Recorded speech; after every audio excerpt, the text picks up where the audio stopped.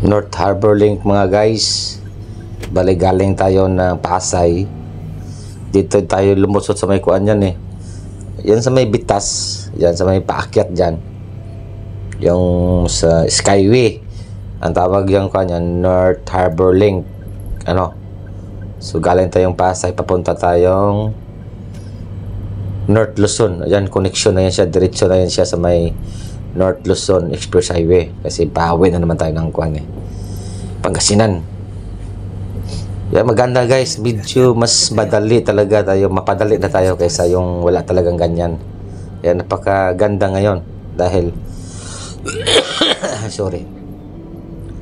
Pag dumaan ka dyan, sabihin natin may bayad talaga. Bali ang binabayaran namin dyan kasi kuan 29, parang 29 lang. Wala dyan, may tollgate sa dulo.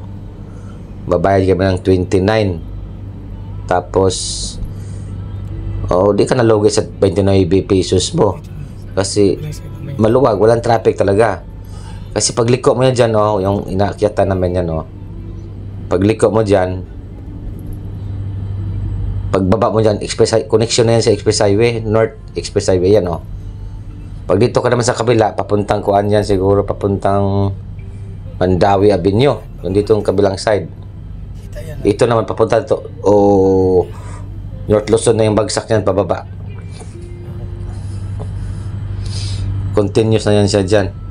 Tuloy-tuloy ka na. Kaya mas mabilis. Siguro kami mula dyan sa may Bitas pag-akyat, mga 15 minutes lang. Doon na kami sa may North Luzon. Ayan, North Luzon na yan eh. Connection na yan eh. Paglabas mo dyan, North Luzon na yan eh.